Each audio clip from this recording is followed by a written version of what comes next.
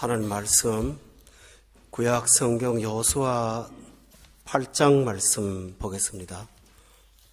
오늘 본문 전체 내용을 먼저 소개하겠습니다.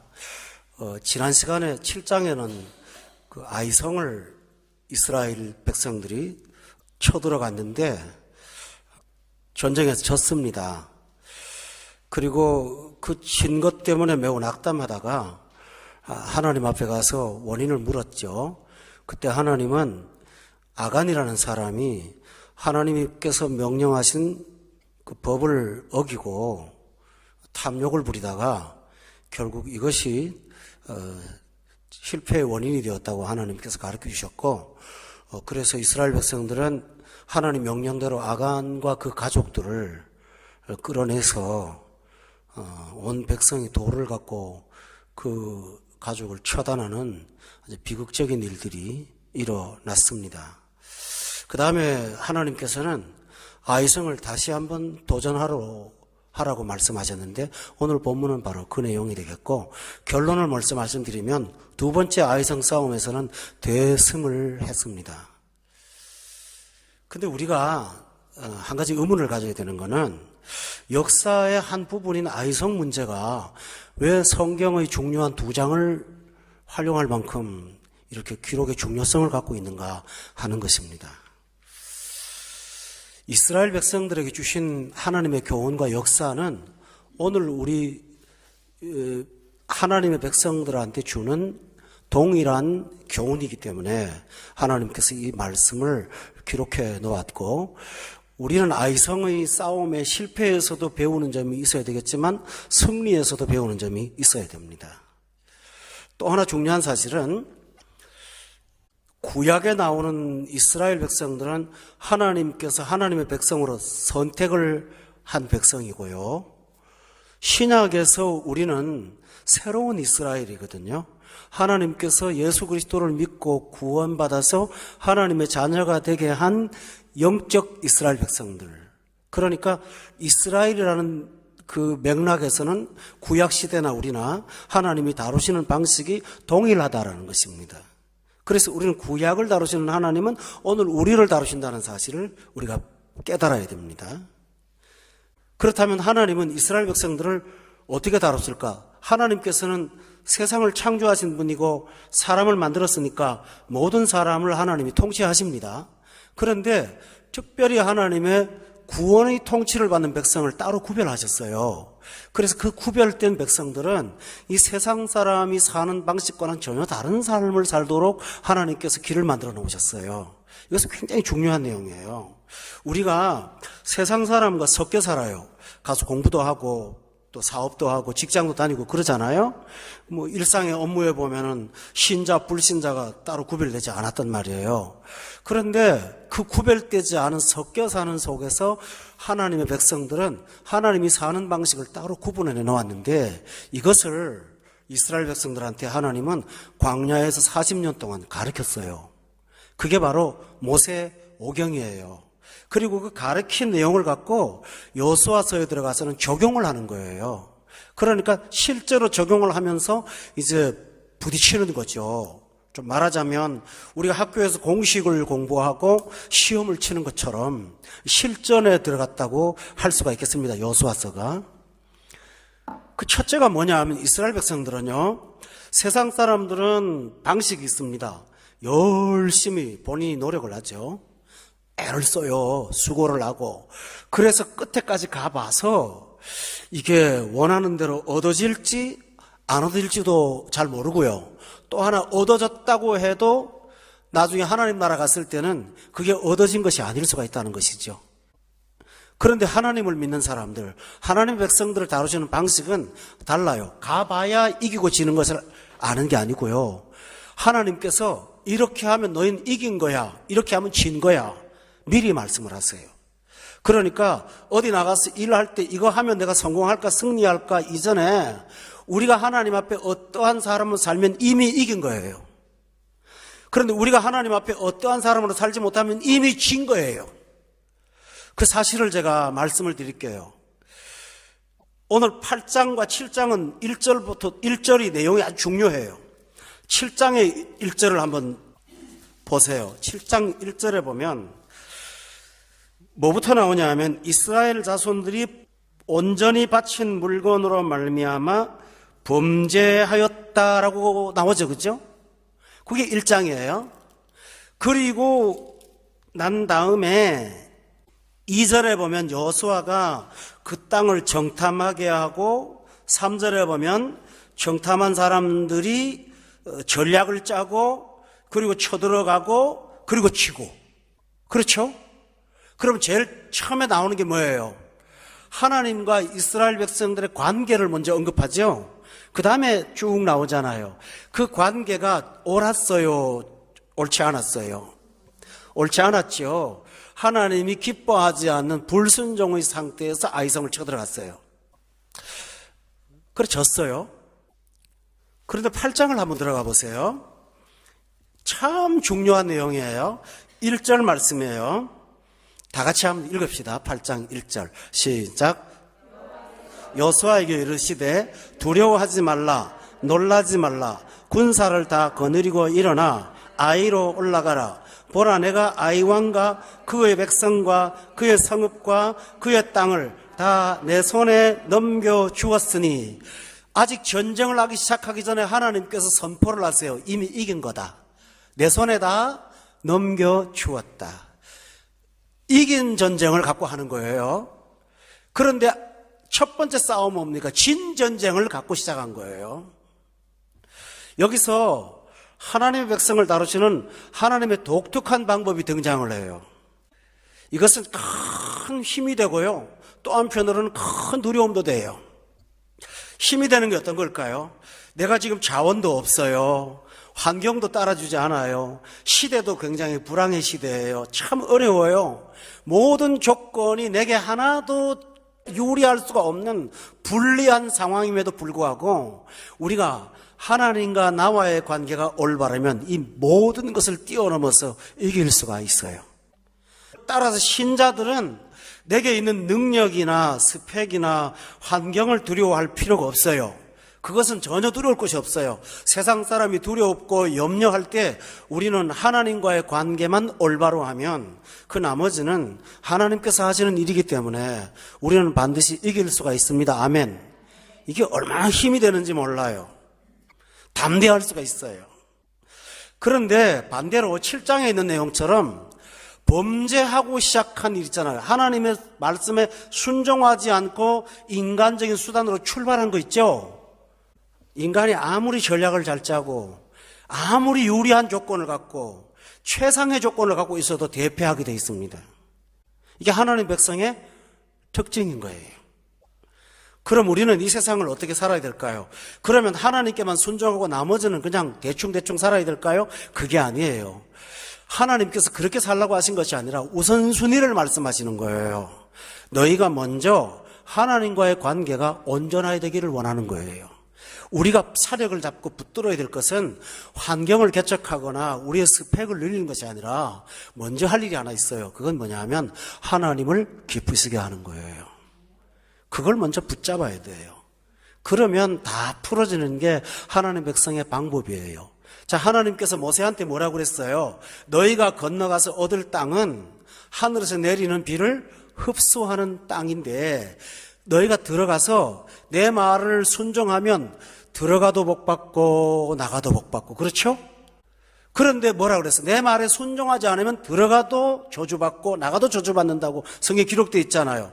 가나안의 환경에 저 동네 가서 살면 비도 많이 오고 좋을 거야 그게 아니고 너희가 그 땅이 어떠한 땅이든지 들어가서 나의 말에 순종하고 살면 거기는 젖과 꿀이 흐르는 땅이 될 것이고 내 말에 불순종하면 그 아름다운 땅에서 속히 멸하리라. 여러분 기록되어 있죠. 바로 이거예요. 오늘 밤 우리가 다른 설교 다 듣지 않아도 이 본문을 꼭 강조하시기를 바랍니다. 우리가 세상에 살다가 보니까 기회가 많아요. 조금만 더 노력하면 얻을 것도 많고 유익도 많고 우리 그렇잖아요.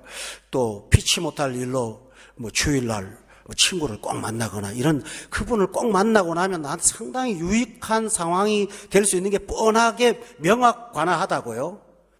그럼에도 불구하고 신자는 눈에 보이는 유리한 것보다는 보이지 않는 하나님이 최상이라는 것을 믿어야 돼요.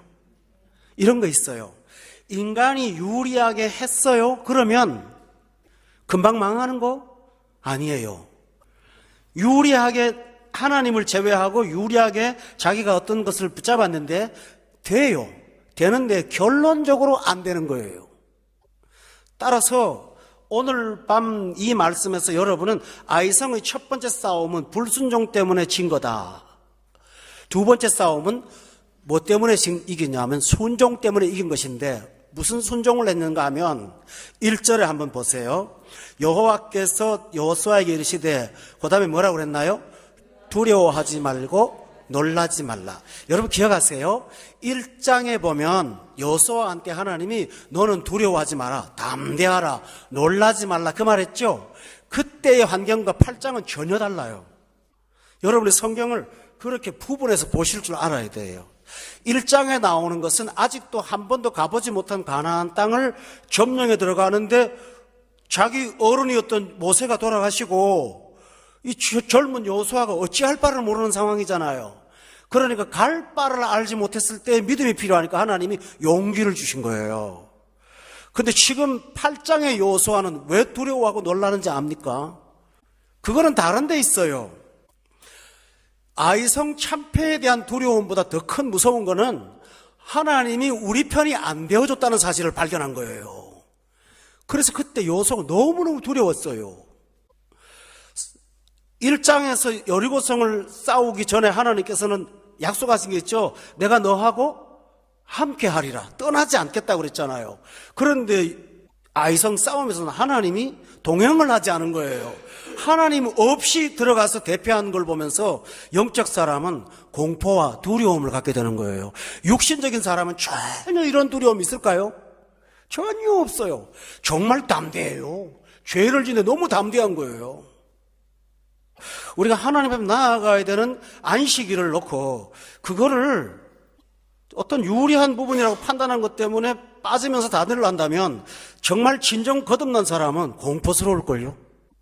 두렵지 않을까요?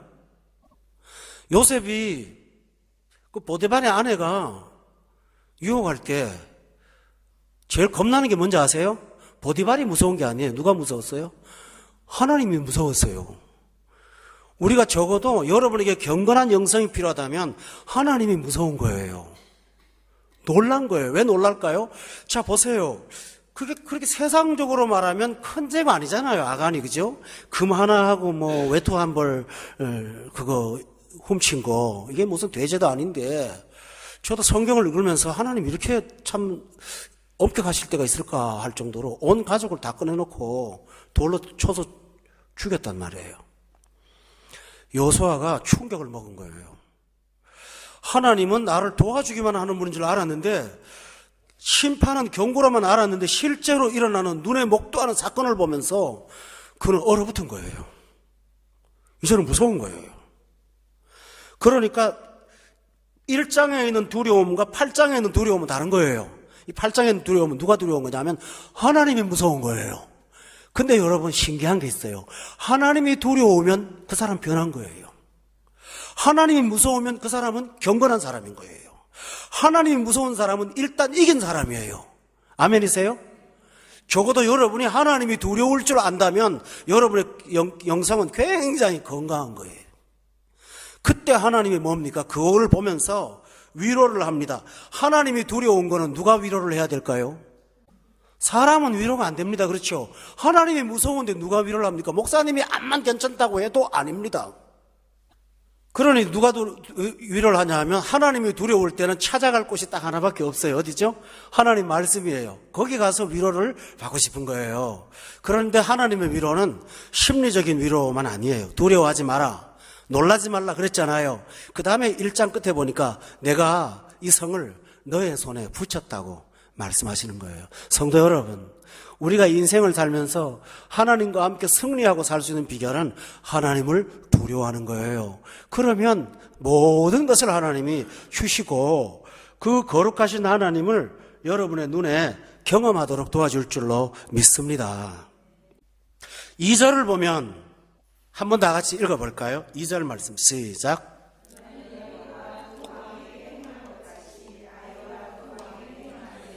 오직 거기서 탈취한 물건과 가축은 스스로 가지라. 너는 아이성 뒤에 복병을 둘지니라 하시니.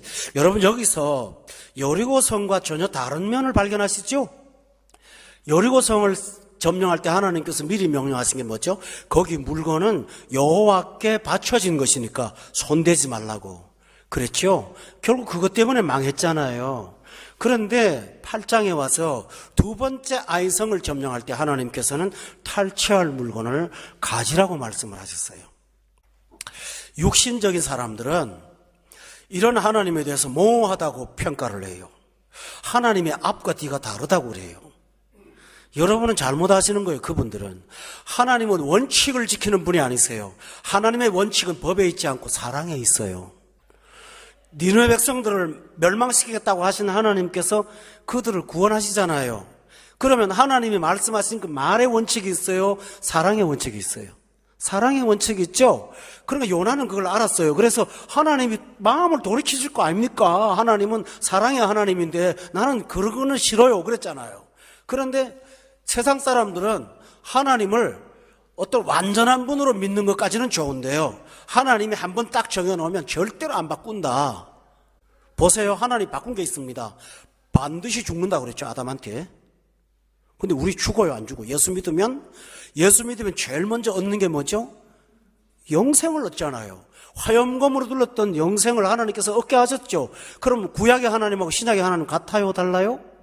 대답 잘못하면 이상할 것 같죠? 같아요. 하나님은 같아요. 근데 하나님이 뭐가 다른 거죠? 구약의 하나님이 은혜의 하나님으로 이렇게 다가오시는 거예요. 그러면 하나님이 동일하세요? 아니죠, 그죠? 동일하시지만 진짜 동일한 본질은 하나님이 나를 사랑하신다는 거잖아요. 근데 하나님이 그 약속을 어떻게 지키셨어요? 죽는다는 말을. 당신이 죽으심으로 약속을 지키고 우리한테는 생명을 주신 게 구원 아닙니까? 그러니까 성도 여러분, 죄인이 붙잡고 가서 그래도 살려달라고 할 수 있는 유일한 장소는 세상이 아닙니다. 하나님이에요. 내가 아무리 형편없는 존재라도 주의 옷자락을 붙잡고 회개하고 엎드리면서 십자가를 붙잡는 사람들은 하나님은 180도 다른 방면으로 우리 찾아오셔서 우리를 축복해 주신다는 사실을 믿어야 돼요. 언제나 기회가 있어요, 하나님은.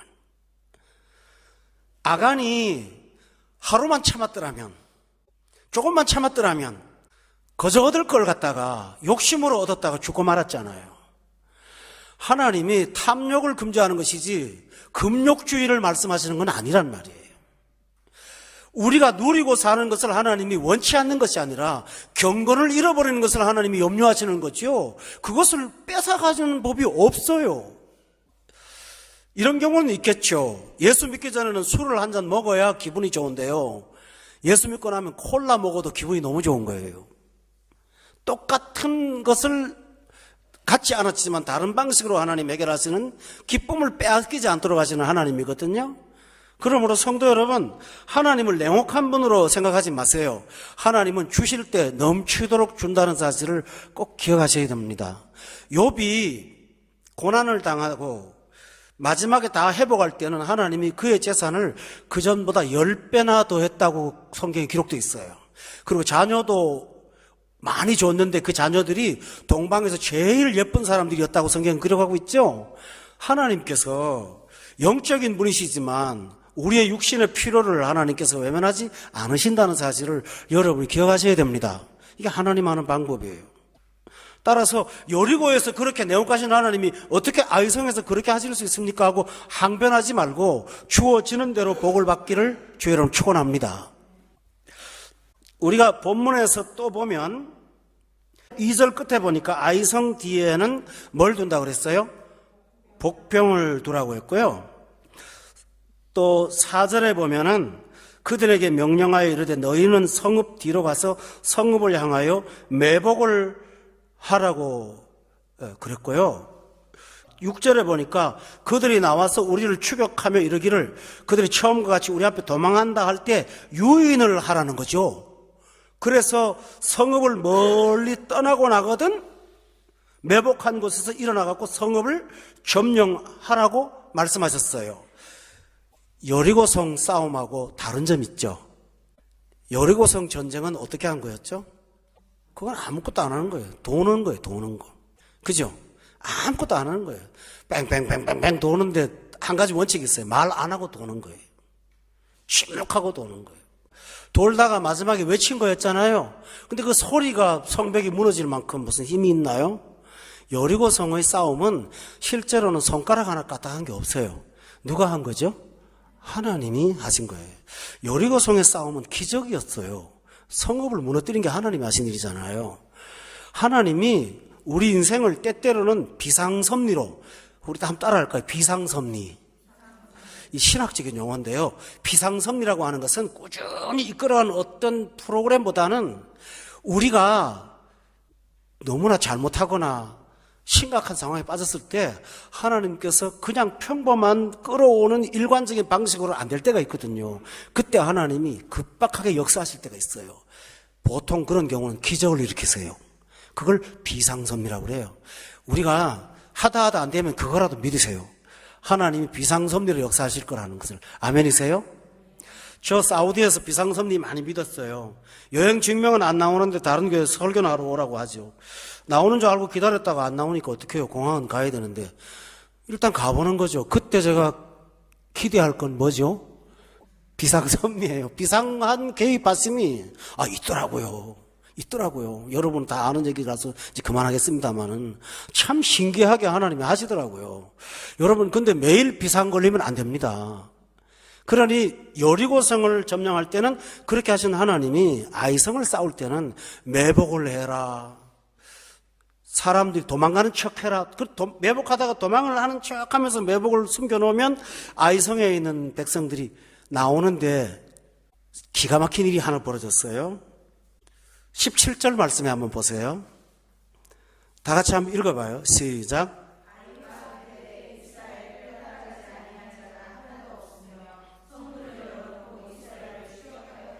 어떻게 했나요? 성문 열어놓고 다 나왔어요. 왜요? 자만심에 빠져갖고 이겼잖아요. 조금 지난번 전쟁 때는 누가 자만심에 빠졌죠? 이스라엘이죠. 2, 3천 명만 올라가라고, 수고를 하지 말라고 그랬지 않습니까? 그런데 하나님 믿는 사람들은 금방 두려워해서 하나님을 철저히 신뢰하는데 세상 사람의 특징이 뭔지 아세요? 언제나 한 번 이긴 것 같고 자만심에 빠지는 거예요. 근데 하나님이 세상에서 우리를 살게 하는 방식은 그들의 자만심을 하나님이 이용하세요. 두려워 떠는 백성을 도우시는데 그렇게 해서 하나님이 하셨어요.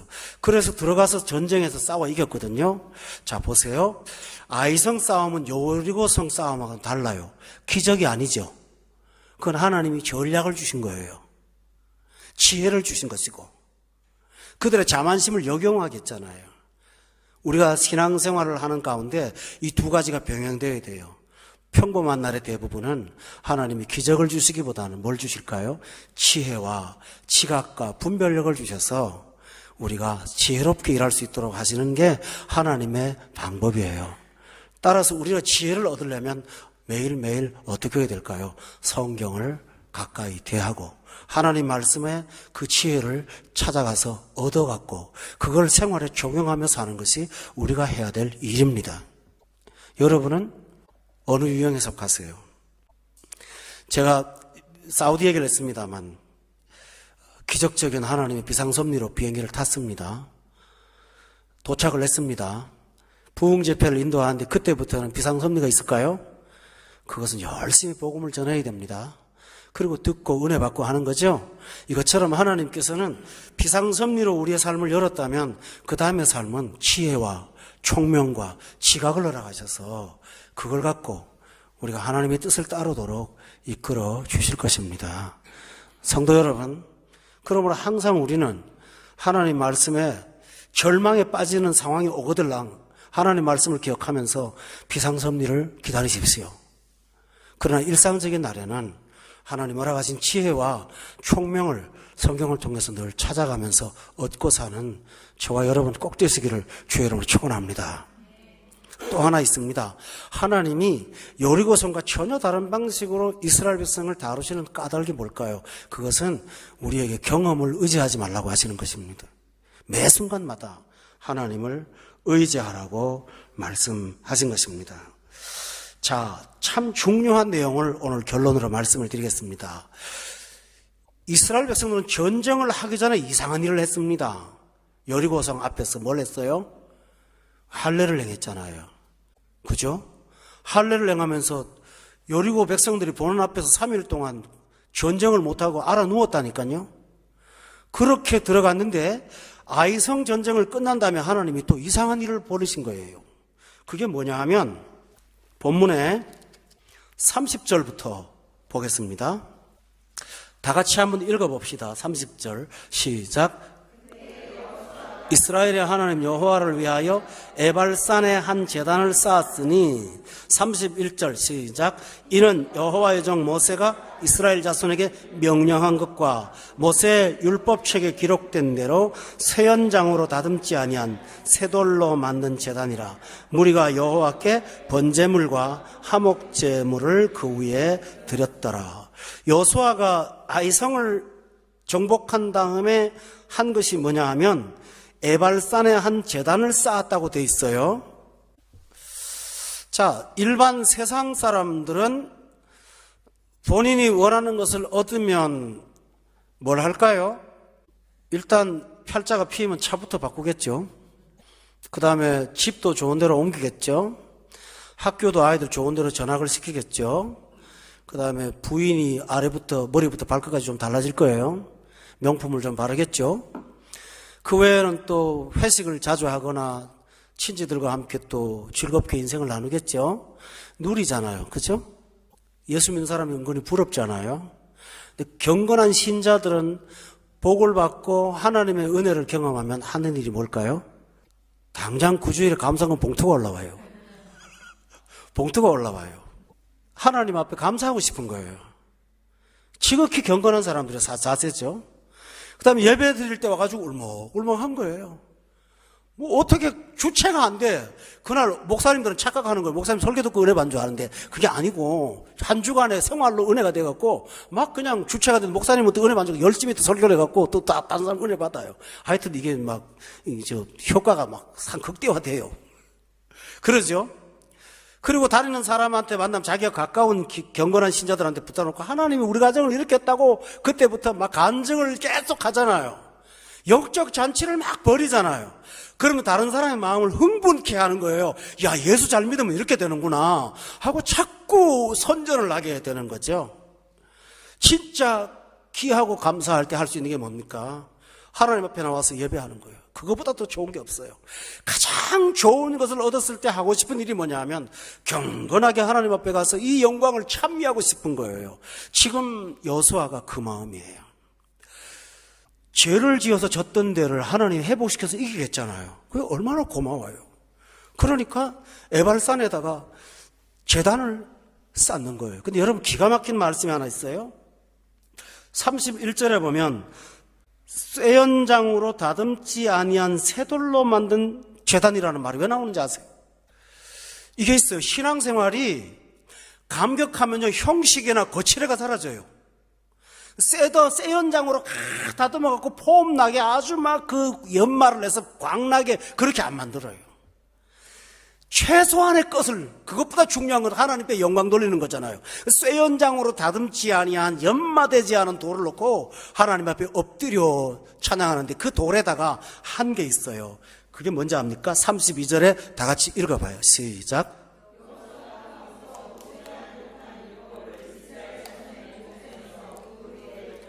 다듬지는 안 하고 뭘 했어요? 기록을 했어요. 말씀을요. 오늘날 은혜가 없는 성도들은 외형을 다듬어요. 교회도 이쁘게 짓고 교회 와서 폼 나는 일도 하고 자꾸 다듬는 걸 하지만 실제로 내면에는 주의 말씀이 없어요. 교제는 있는데 살아있는 생명이 없어요. 그런데 진짜 은혜 받은 사람들은 외형을 다듬는 것보다는 거기다가 말씀을 새겨요. 돌로 새겨요. 돌에다가 새기는 것처럼 주의 말씀을 새기는 것입니다. 이 일을 여호수아가 에발산에서 했다고 기록되어 있어요. 성도 여러분, 세상 사람하고 전혀 다르죠? 가나안 동네 사람들이 저 사람들 뭐 하는 거지? 40년 동안 이때 광야에서 나온 사람들인데 꼭 끝나면 찬송 부르고 노래하고 여리고성을 또 점령할 때는 찬송을 부르면서 돌아다니고 막 침묵하고 이상하게 하더니 여기 이상하니까 사람들이 진짜 세상 말로 헷갈리는 거예요. 이상한 민족이고 이상한 민족.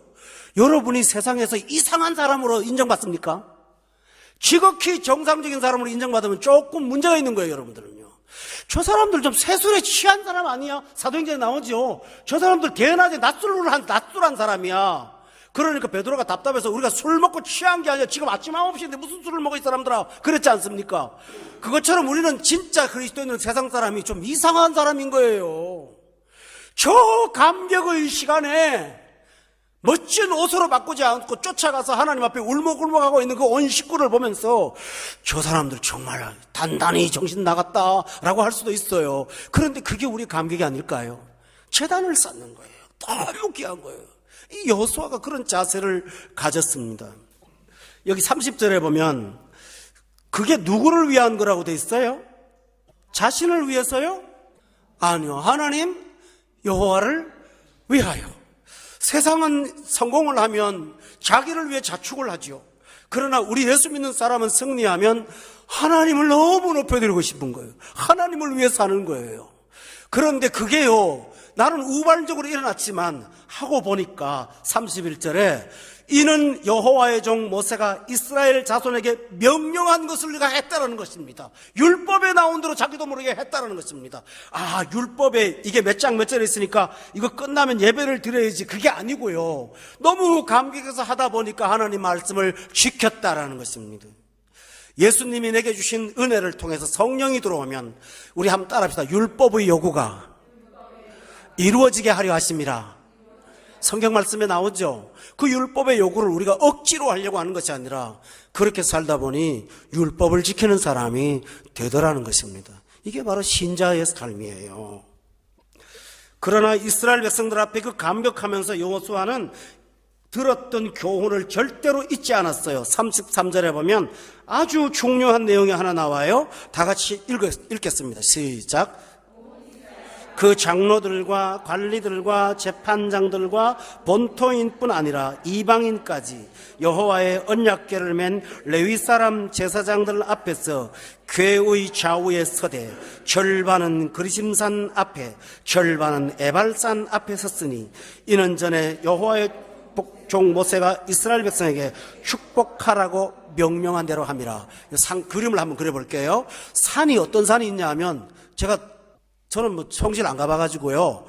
그걸 사전에서 봤어요. 찾아봤더니 복판에는 아주 넓은 평지가 있어요. 한 100만 명 정도 들어갈 평지가 있고 양쪽으로 말에 당나귀 귀처럼 생긴 두 산이 쫙 있는 거예요. 그 산이 하나가 에발산이고 하나가 그림산인 거예요. 근데 모세가 율법을 선포할 때 거기서 했어요. 거기서. 그러면서 뭐라고 했냐면요, 이 두 산은 축복과 저주의 양면성을 보여주는 거라고 말을 했어요. 그러면서 여호와의 궤를 앞에 놓고 여호수아가 똑같은 장소에서 그 말씀을 전하는데 뭐라고 하느냐 하면요, 34절에 보세요. 그 후에 여호수아가 율법책에 기록된 모든 것대로, 그 다음에 뭐라고 그랬나요? 축복과 저주하는 율법의 모든 말씀을 낭독했다고 그랬죠. 왜 그럴까요? 아이성 싸움에서 그는 저주도 받았고 축복도 받았잖아요. 하나님 앞에 불순종했더니 저주를 받았다는 것이죠. 하나님 앞에 순종했더니 축복을 받았다는 것이죠. 우리가 교훈으로 실제로 배웠지 않냐? 역사를 통해서 깨달았지 않냐? 사건을 통해서 봤지 않냐? 이것을 율법으로 선포하면서 에발산과 그리심산 앞에서 축복 성회를 연 것입니다. 이 교훈을 절대로 잊지 말자.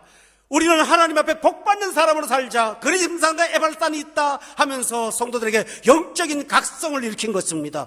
얼마나 귀한 일입니까? 이 신자의 삶은 바로 이렇습니다. 여러분, 가족들이 하나님 앞에 주신 찬양으로 찬양하십시오. 그때 우리는 한 가지 잊지 말아야 될 것입니다. 욥이 한 거 기억하세요? 자녀들이 생일날 그 10자녀들이 돌아가면서 잔치를 합니다. 양을 잡고 소를 잡고 막 먹고 즐기고 그렇죠. 그때 욥은 그 기쁨에 동참해서 함께 흥겹게 춤도 추고 놀았습니다. 엄격한 아버지가 아니에요. 근데 그 다음날 새벽이 되면 무슨 일을 한지 아시죠? 자녀 한 사람 한 사람대로 이름을 불러가며 그들을 위해서 양 10마리를 번제로 잡았던 거 기억하십니까?